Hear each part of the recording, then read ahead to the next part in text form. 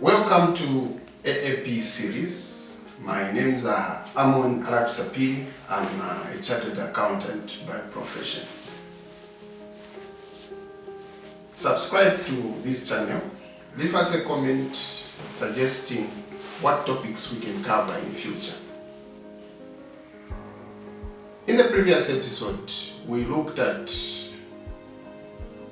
what is identity theft. In this episode, we'll look at why identity theft is committed, or what motivates identity thieves to commit identity theft. There are various reasons, but in this episode, we'll stick to 5 common reasons why identity theft is committed. The first one being identity thieves who commit identity theft to avoid consequences of their own actions. Someone who steal an individual's personal information, financial information, primarily to commit fraud so that they implicate someone else. For instance, it is a common practice among customs officers who are agents, who are fond of using other institution taxpayers' identification numbers to import items when these TPNs have accrued tax obligations. They do not want to take ownership to pay the relevant or to remit the relevant taxes to the tax authority.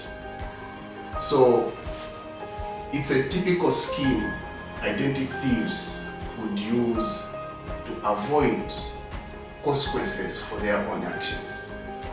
Another example in the employment circles would be someone forging a payslip for a different officer with the aim that they can apply for a loan. When they get hold of those resources, they are able to avoid the consequences of paying back that loan to the institution. So, reason number 1 why someone would commit identity theft is to avoid consequences for their own actions. Reason number 2, identity thieves sometimes will get hold of an individual's personal or financial information for purposes of harming these victims for revenge purposes. So someone can get hold of your digital identifiers and circulate obscene images so that they victimize you for purposes of revenge. Again, another example outside is just to discredit someone's credit score, where they get hold of your identities and they are able to apply for loans, but at a later stage they are unable to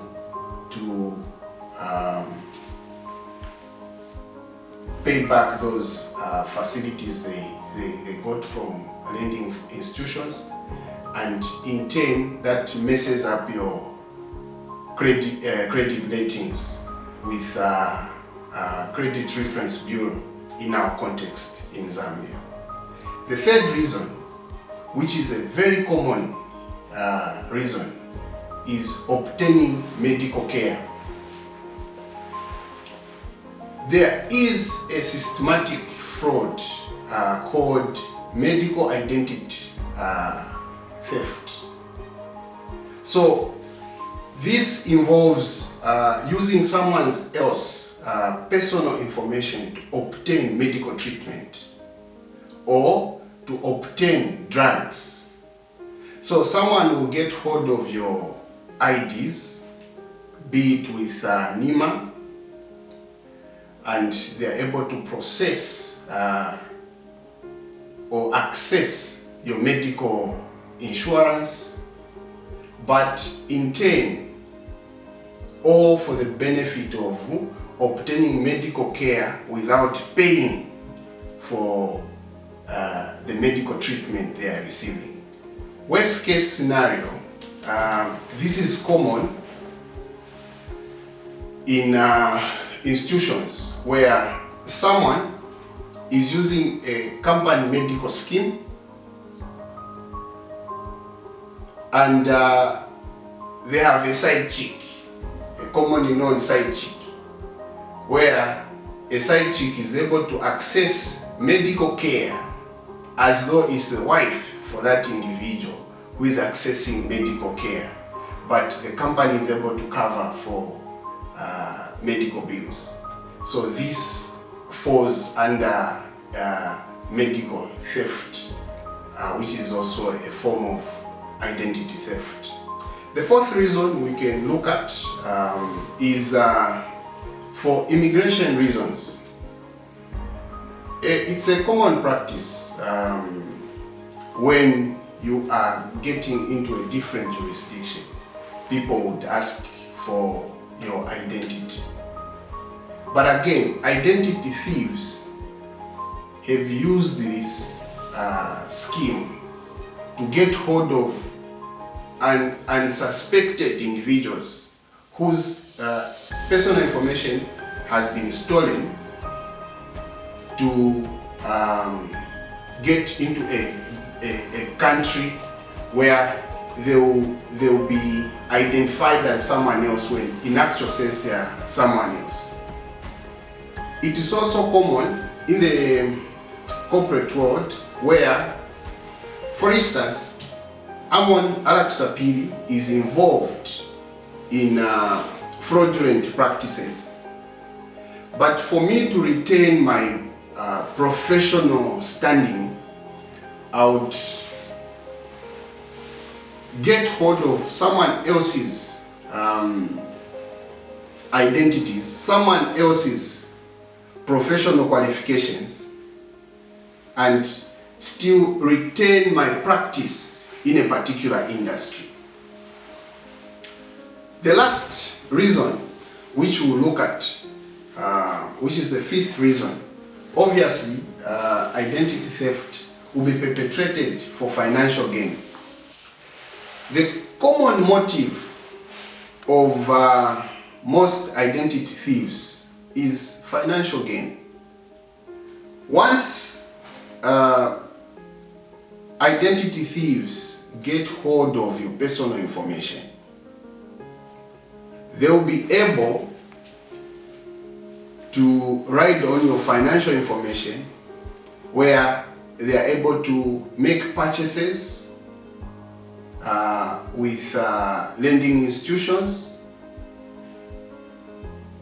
So they'll be able to trade using your financial identifiers and mess up your cash flow position. So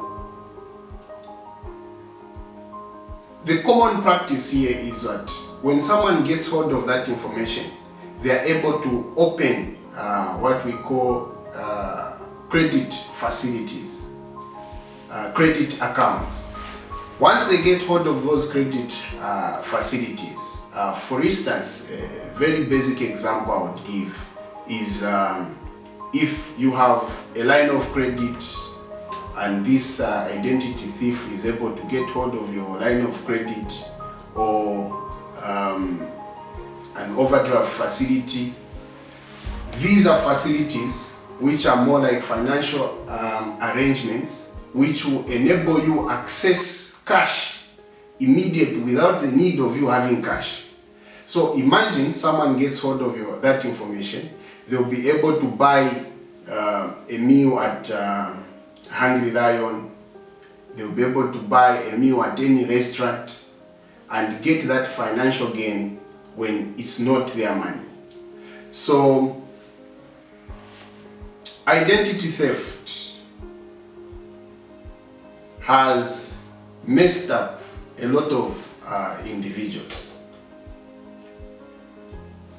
Join me in the next episode when we look at ways in which you can execute identity theft. Before we look at ways in which you can protect yourself, it would be important you understand how identity theft is undertaken. Thank you for watching this episode. Leave us a comment suggesting what topics we'll look at in the next episode. Thank you.